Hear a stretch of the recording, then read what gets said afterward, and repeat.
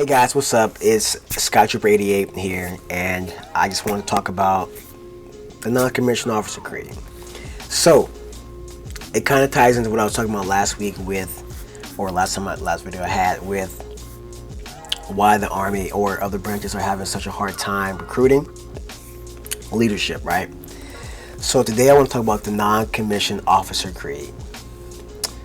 There's a creed that once you become a non-commissioned officer, which is technically a E4 was a corporal or above in the enlisted side of the military, well, specifically the Army, that is your creed that you live by.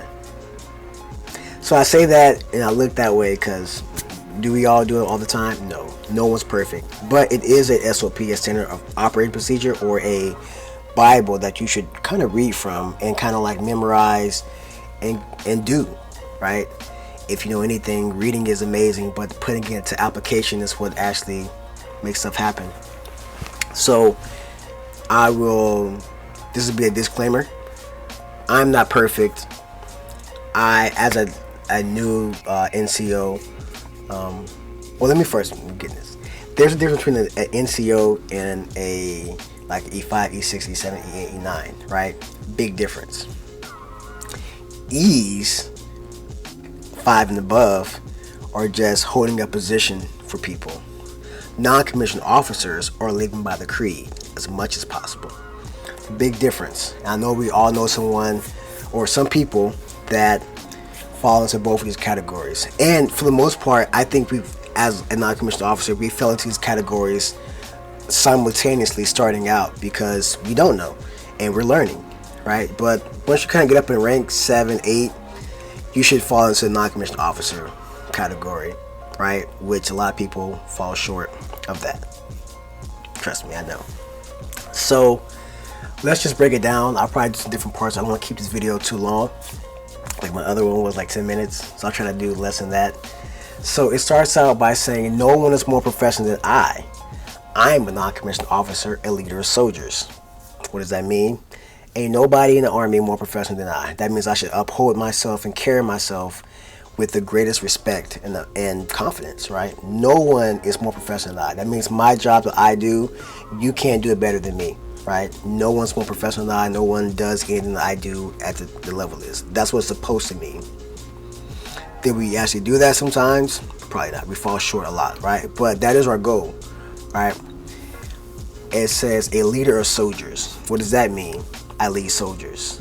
And it says not a manager, but a leader. A leader is someone that, as we always say, they lead by example, right? A leader is someone that your soldiers look up to say, you know what, Sergeant so-and-so does this for me. You know, boom. When he tells me to do something, I know he's telling it from a good place and not just, he's speaking to me, not at me, right?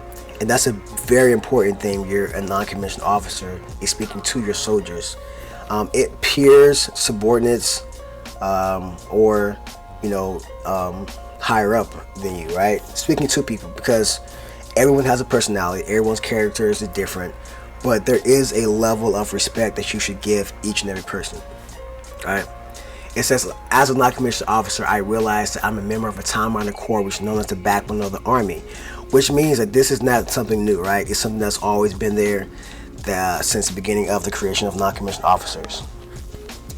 That means that I'm upholding a tradition of non-commissioned officers that I'm proud to hold. A lot of people get promoted, myself included, and I'm an E5, I ain't got to do details no more. I don't got to do no dumb stuff, right? As an E5, you have to do all that stuff and more because you are the lowest of the low on the totem pole for non-commissioned officers, right? So it doesn't mean you don't do that stuff anymore. So you are the backbone of the Army, though. That means when things go wrong, really, I'm the person you can actually blame, right? Because that means I told somebody to go do something for the most part, right? I gave you instructions or orders to go do something. I'm going to take responsibility for that, right?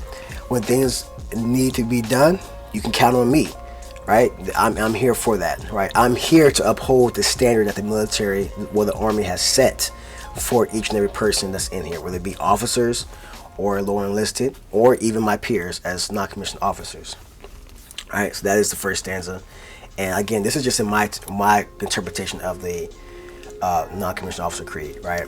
It says, I'm proud of the Corps of non-commissioned officers and will at all times conduct myself as a bring credit upon the Corps, military service, and my country, regardless of the situation in which I find myself.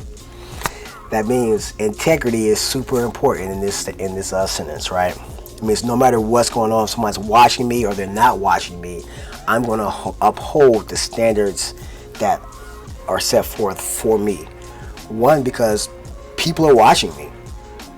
Whether you know it or not, as a non-commissioned officer, people are watching you. If you're a young non-commissioned officer, people are watching you. They're watching you to see if you're doing the right thing. And your soldiers are watching you to say, hey, if he does this, I can do this too, because my NCO did this, right? My sergeant did this. My team leader did this. So it's okay for me to do it too.